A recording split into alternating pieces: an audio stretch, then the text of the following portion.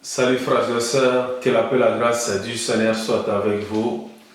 J'aimerais encourager les chrétiens à demeurer fermes.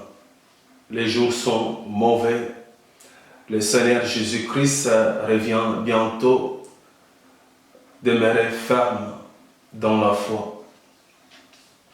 J'aimerais parler du vaccin. Frères et sœurs, je vous appelle une fois de plus à refuser les vaccins.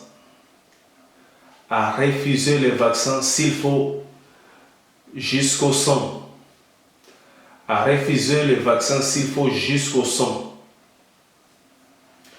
Accepter de vivre sans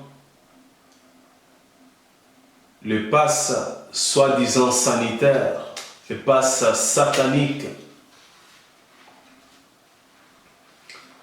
Mon frère, ma soeur, ne sois pas un chrétien léger.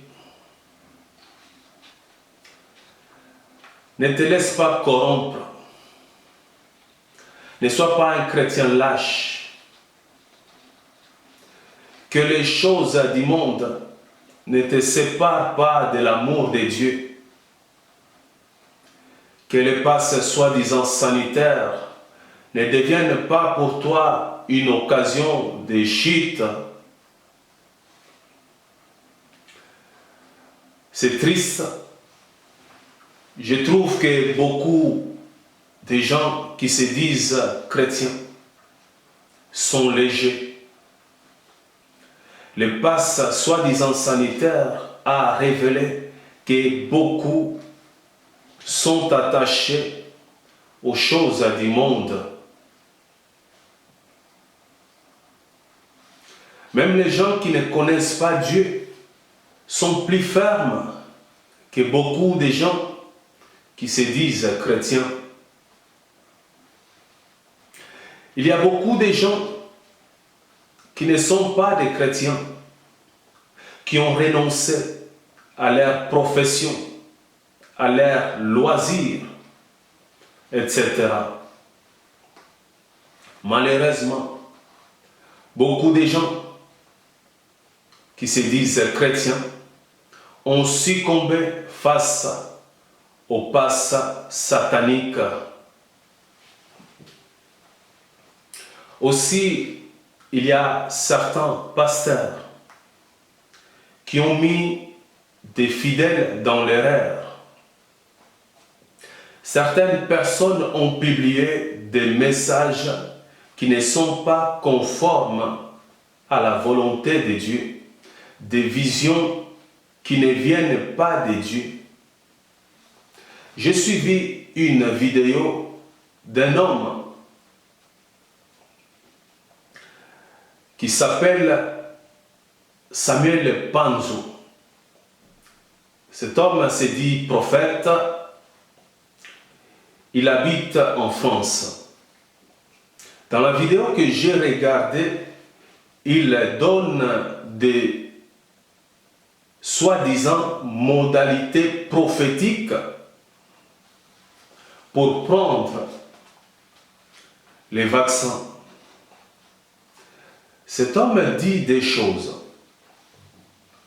La première chose, c'est de prendre la Sainte Seine un jour avant ou quelques heures avant de prendre les vaccins. Et la deuxième chose, c'est faire les vaccins sur les bras gauche. Malheureusement, il y a des gens qui ont cru à ces mensonges. J'ai regardé une autre vidéo, une femme congolaise qui dit que Dieu lui a dit si les vaccins deviennent obligatoires, rentrez 3 jours en prière. C'est alors que vous pouvez prendre le vaccin. Elle dit aux gens qui vont faire ces 3 jours de prière, les jours où ils vont se faire vacciner, Dieu va donner l'ordre à ses anges. Et ce sont les anges qui vont leur faire les vaccins, ça ne sera pas les hommes. C'est vraiment n'importe quoi. Frères et sœurs, vous qui aimez le Seigneur, ne vous laissez pas tromper. Il n'existe aucune modalité possible pour prendre les vaccins.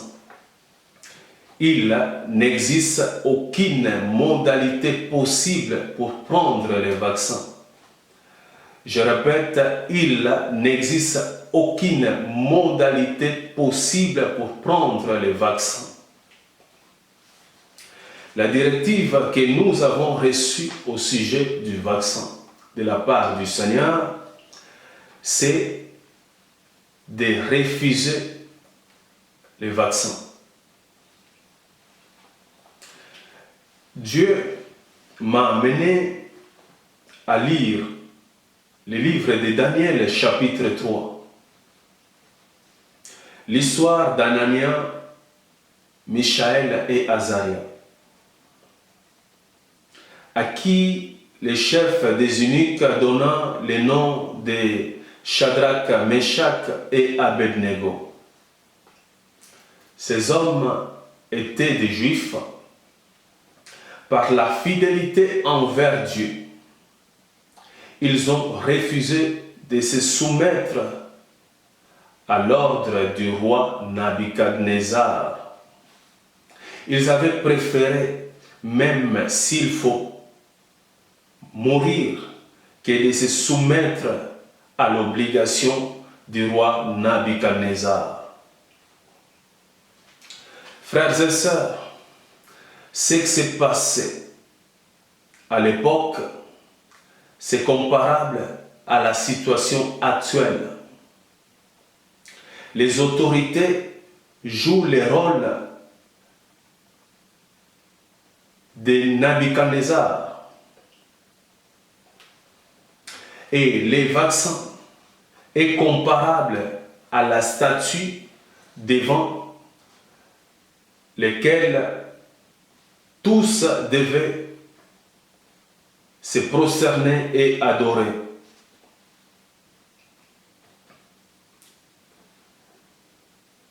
Je répète, le vaccin est comparable à la statue devant laquelle tous devaient se prosterner et adorer. La fournaise, elle représente les mesures contre les non-vaccinés. La fournaise, elle représente les mesures contre les non-vaccinés. Le 4e homme dans la fournaise, c'est le Seigneur Jésus-Christ qui revient bientôt sauver l'Église du milieu du feu ardent, du milieu de la grande tribulation. Mon frère, ma sœur, la grande tribulation arrive.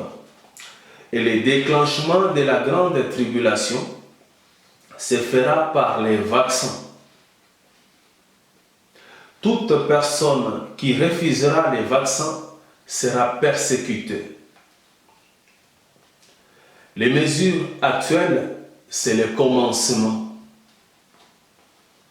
De même que Nabuchodonosor fut rempli de fureur et ordonna de chauffer la fournaise 7 fois plus qu'il ne convenait de la chauffer, les autorités multiplieront des mesures contre les non-vaccinés. Plusieurs succomberont, mais les vrais chrétiens, ceux qui aiment le Seigneur de tout leur cœur, ceux qui aiment le Seigneur plus que tout, plus que leur propre vie, resteront debout. Le feu de la fournaise ne fera aucun mal à notre être intérieur. Le feu de la fournaise ne fera aucun mal à notre être intérieur. Frères et sœurs, nous devons demeurer fermes. J'aimerais lire un passage, c'est dans le livre des Hébreux chapitre 10, à partir du verset 35 jusqu'au verset 38. La parole déclare: n'abandonnez pas votre assurance à laquelle est attachée une grande récompense. Car vous avez besoin de persévérance. Frères et sœurs, nous avons besoin de persévérance. Celui qui persévérera jusqu'à la fin sera sauvé. Celui qui persévérera jusqu'à la fin sera sauvé.